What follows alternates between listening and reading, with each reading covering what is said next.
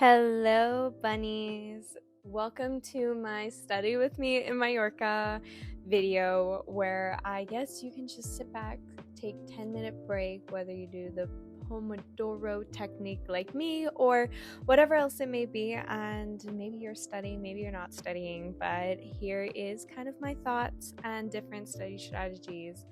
And I'll tell you the story about why I'm in Mallorca and studying at the same time, because who would study in Mallorca? Only me. Well, here is what has been going on lately. I was in Mallorca while I had to study for my first year, first semester midterms, which would have been my first exam in way too long. So I mean, it was kind of overly stressful, but at the same time, I had been convinced by my friends and even myself that studying in Mallorca is better than studying in my bed. And right now, I think it was about like 6 a.m. in the morning, and I studied until 8, so a good 2 hours before I would go off with my actual day and actually traveling. But I am now in my second year, first semester midterms. I just finished those, and I think there has been a lot I've been reflecting on, especially looking back and posting this video now and thinking how much has changed. Now, I think that the most important thing coming to studying is the fact that you have a set kind of studying style. And I know there are things that I like to do and things that I don't like to do. I'm not the type to just kind of review my notes, come to class, listen, and be totally fine. And if you are one of those people, congratulations. If you're not, there's literally nothing wrong with that. And I have no shame in saying that I am not like just naturally studious. So I have to put in that extra effort. With that extra effort, I'm really someone who loves to make like flashcards, and I will make hundreds of flashcards down to the details. I think this year I've kind of learned to change that, and not every detail is as significant or as important. Before, I would go and make every line of my notebook a flashcard, but now I'm kind of more selective.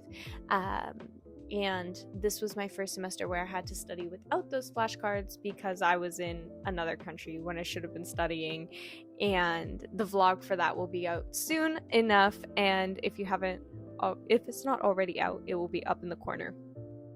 Now, what's super interesting about how I do it and what I've been thinking about is the fact that just studying is so naturally unnatural for human beings. Like, we're so used to like, oh, okay, you have to study, you have to go to school, you have to, and that's fine. It's more of the fact that the competition and the underlying values that come behind it that have been really bothering me, and I think have been crossing my mind while I wait for my grades for this semester. Now, why I think this is so unhealthy is the fact that a lot of it just provokes competition.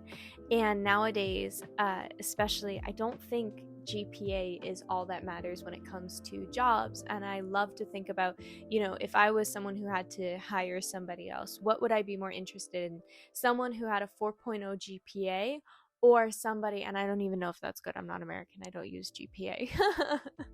Someone who has a GPA at like one of the highest and did nothing else but study throughout their academic era, or someone who was involved in their community and has skills and a lot of soft skills as well. So it almost feels unfair knowing that, there are so many kids out there who are in school right now who have all these extra amazing skills that people are looking for, and have so much pressure on them to do good in things that are so insignificant, like tests.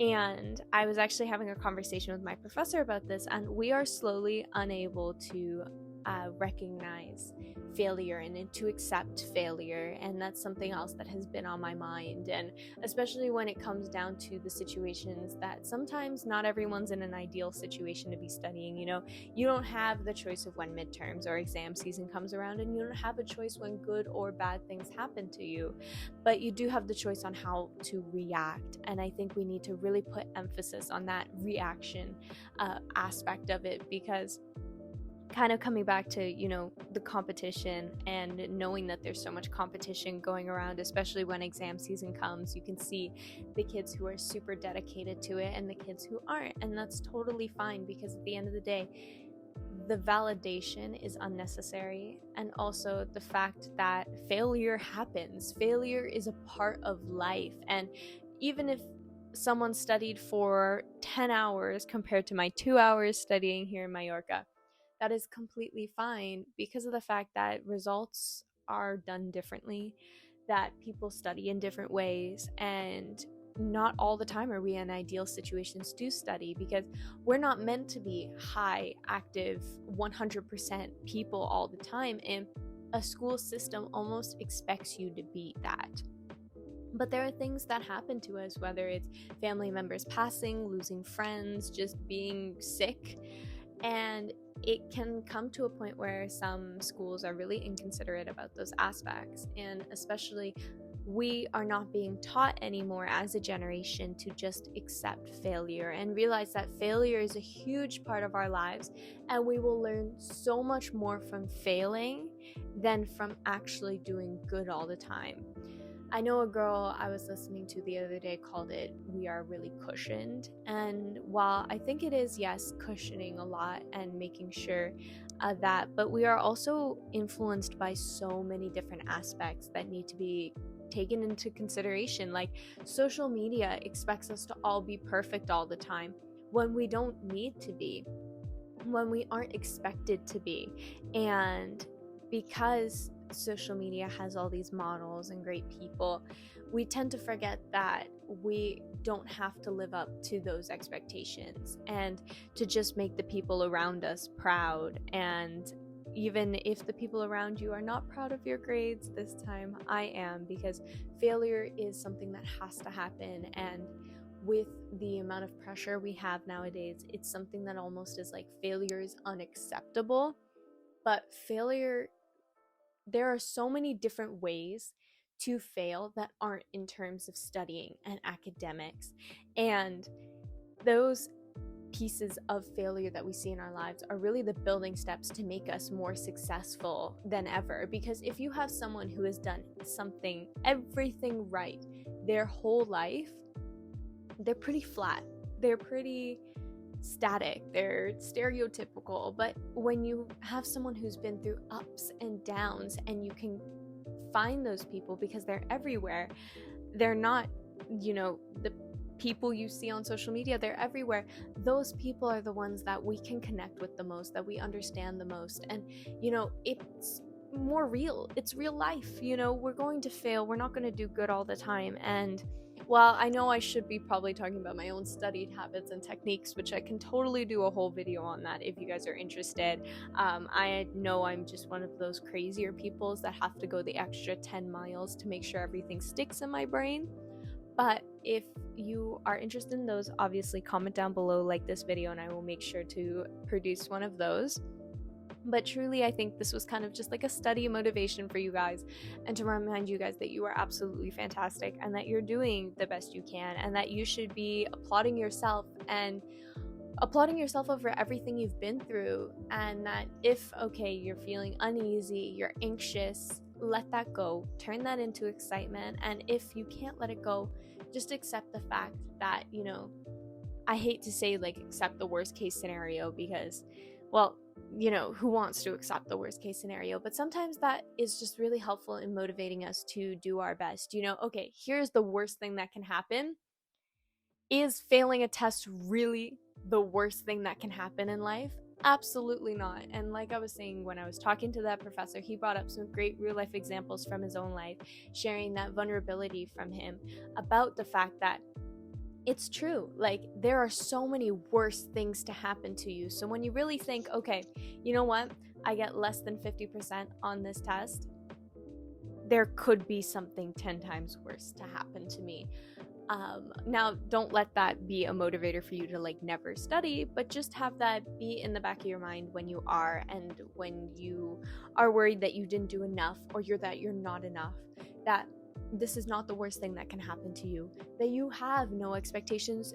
Yes, it may seem that, social media, parents, everybody puts that pressure for you to be perfect. I feel it myself, even from my professors, despite the fact that I don't feel like I kind of get that out of social media, and especially not out of my parents.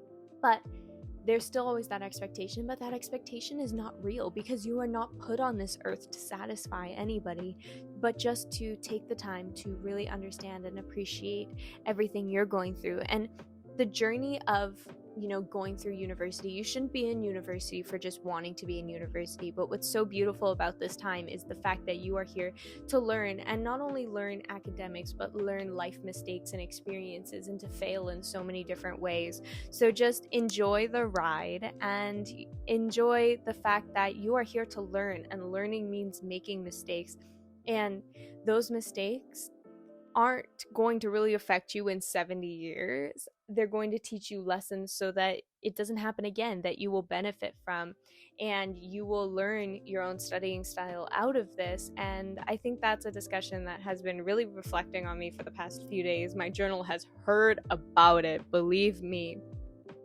But with that, if you enjoyed my little just sit down talk video, I hope you liked it.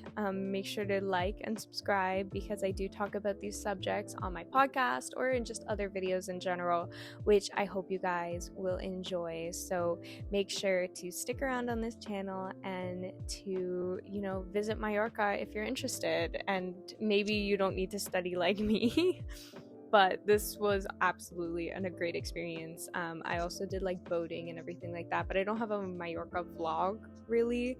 Unfortunately, I was only there for 2 days, so not much happened, but maybe I'll go back, maybe I won't, who knows, and we'll see. But there are other travel videos also on this channel which you can check out if you are interested, as I am studying abroad and really enjoying the opportunity to go around and do all these things. So thank you for watching.